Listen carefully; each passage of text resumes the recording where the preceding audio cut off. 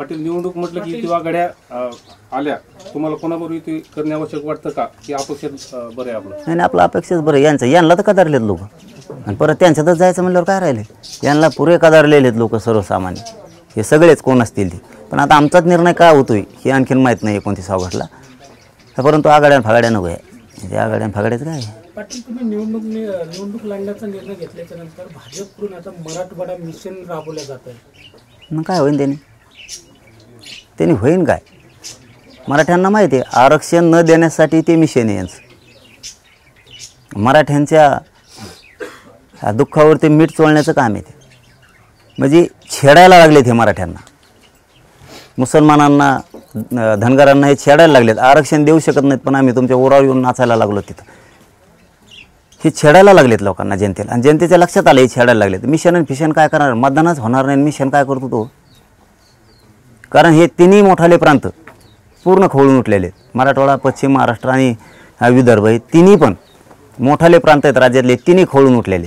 यांना सगळ्यांना माहिती आहे. प्रत्येक वेळेस हे विदर्भाला सुद्धा आश्वासन देतात, त्यांच्यासुद्धा प्रचंड आत्महत्या आहे. शेतीमालाच्या भावाविषयी असतील, अनेक प्रकार आहेत त्यांचेसुद्धा. पाण्याचा विषय असेल त्यांच्या, तसंच मराठवाड्याचं सुद्धा आहे. तेच आपल्या पश्चिम महाराष्ट्राचा विषय. हे लोक यांना खऱ्यानं कदरून गेलेत, पण यांना आता वस्तात भेटत नव्हता. एक जीवाची संख्या एकत्र येत नव्हती. संख्या खूप होत्या, पण एक जीवानं एक बाजू त्या मांडत नव्हत्या. आणि आता कुणबी मराठ्यांच्याही लक्षात आले आणि मराठ्यांच्या पण लक्षात आले की आता संधी आहे आपले लोक तिथं घालण्याची. तेच धनगर, दलित, मुस्लिमांना वाटायला लागले, बंजारा समाजाला वाटायला लागले, बारा बलुतेदारांनाही वाटायला लागले की सुवर्ण काळ आला आहे गोरगरिबाचा. हेच आता कधी काळी हे खूप वर्षानंतर येतात. जसं नाही का आपण बोलतो की 12 वर्षातून एकदा कुंभमेळा येतो, तसं हे सुवर्ण काळ आलेला आहे आता सामान्य जनतेसाठी. कारण सामान्याची लाट कधीच येत नाही. म्हणून सामान्य सगळे एकतर्फे झालेत मुलाच्या बाजूने आणि नेते झालेत पक्षाच्या बाजूने. ही फरक आता सर्वसामान्याच्या लक्षात आला आहे की यांनी जे मिशन राबवायला सुरुवात केली, मराठवाड्यात असेल, विदर्भात असेल किंवा पश्चिम महाराष्ट्रात असेल, यांना पक्ष मोठा करायचा आहे आणि पक्षातला नेता मोठा करायचा. म्हणून यांनी मिशन राबवायला सुरुवात केली. म्हणजे यांनाच मोठं व्हायचं आणखीन, पण यांना गोरगरिबाला मोठं नाही करायचं. यांनी हे मिशन लोकांच्या जनतेच्या प्रश्नासाठी राबवायला का रोगाला यांना. मराठा आरक्षणासाठी, धनगर आरक्षणासाठी, मुस्लिम आरक्षणासाठी हे मिशन राबवायला जमत नाही यांना, तर नाही जमत. यांना मिशन राबवायचे त्यांच्या आमदार निवडून आणायसाठी, पुन्हा सत्तेत येण्यासाठी. याच्यासाठी यांना मिशन राबवायचे. यांना गोरगरिबांचं, शेतकऱ्यांचे प्रश्न सोडवण्यासाठी मिशन नाही राबवायचं. आणि हे लोकांच्या लक्षात आले हे काय यायला लागलेत. मग आता हे मोर्चेही काढतील. हेच नेते मोर्चे सुद्धा काढणार. इतर कोणी जमविणार त्याला मराठा नाव देणार, मराठीचे जमले म्हणून हे शाळा करणार. पण मराठी आता सरळ सरळ ठरवून टाकले आणि 7 तारखेपासून ठरवणार बी आहेत आम्ही की मराठींनी कोणाच्या सभेला जायचं नाही, कोणाच्या प्रचाराला नाही, सभेला नाही, कोणाच्या बैठकीला नाही.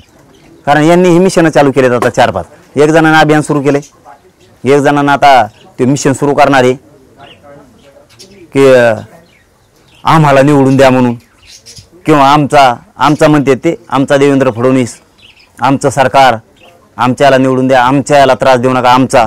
आणि ही जनता कोणाची, तुमची नाही की? ही मार खाल्लेली जनता तुमची नाही का? फाशी घेणारी जनता तुमची नाही का? मराठा आरक्षणासाठी बलिदान दिलेले तुमचे नाहीत का? हे धनगर, मराठी, मुस्लिम ही जनता तुमची नाही का? 12 बलुतेदार तुमची जनता नाही काही? यांचे काहीच आक्रोश नाही आहे का? यांना प्रश्नच नाही आहेत का? हे कोणचा प्रश्न आणला नवीनच? मराठवाडा मिशन काय राबी तो मिशन? इकडं पाणी करणार आहे का सगळा मराठवाड्यात? जलसिंचनाचे कामं होणार आहेत का सगळे? शेतीमालाला सगळे भाव द्यायलासाठी मिशन राबवावं लागले का? राबवलं का? मोफती लाईट द्यायला लागले वीज इकडं? मिशन कशासाठी राबवला तुम्ही? निवडून द्या म्हणून. आणि मग 75 वर्षात काय केलं तुम्हाला दोघाला बी? ते महायुती, महाविकास आघाडीला काय केलंय? निवडूनच दिलंय ना. मिशन राबवतात कशासाठी हे सांगा आम्हाला आधी. मला बघून घ्यायसाठी हे असले मिशन असतात काय? मिशन कोणचे? त्या मिशनात काय आहे नेमकं? छत्रपती शिवरायांचा पुतळा झाला का अरबी समुद्रातला? मिशन कोणचं राबविता? EWS पोरांचं रद्द काय केलं? कोणता तरी नेता बोलला काल की EWS मुळे मराठ्यांचं लय नुकसान झालं. ECBC 10% कायदा कशाला बनला मग? तुम्हाला जर एवढी मराठ्यांच्या पोरांची कळकळ होती, EWS आरक्षणात नुकसान झालं असं म्हणणं आहे तुमचं, तर एसी-बीसीचा 10% कायदा का लागू केला? ते लागू केला नसता तर ईडब्ल्यूएस गेलं नसतं. कारण 2-2 आरक्षण या राज्यात घेता येत नाहीत किंवा देशात नाही घेता येत. हे जर तुम्हाला माहीत होतं तेव्हा बोलणारा कोण आहे तेव्हा, त्यांना जर माहीत होतं की ईडब्ल्यूएसमुळे नुकसान झालं मग एसी-बीसी द्यायचंच नाही ना. 10% दे दिलं तुम्हीच, कायदा तुम्हीच बनवलाय आणि ईडब्ल्यूएसमुळे नुकसान झालं तुम्हीच म्हणताय. लाज वाटली पाहिजे तुम्हाला. काय बोलताय तुम्ही?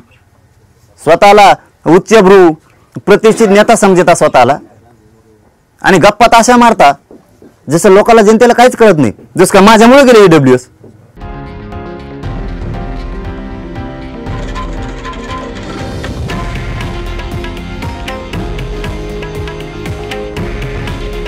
हे आहे देशातील नंबर 1 न्यूज नेटवर्क आणि आपण पाहत आहात TV9 मराठी. काळजी तुमची, हित महाराष्ट्राचं.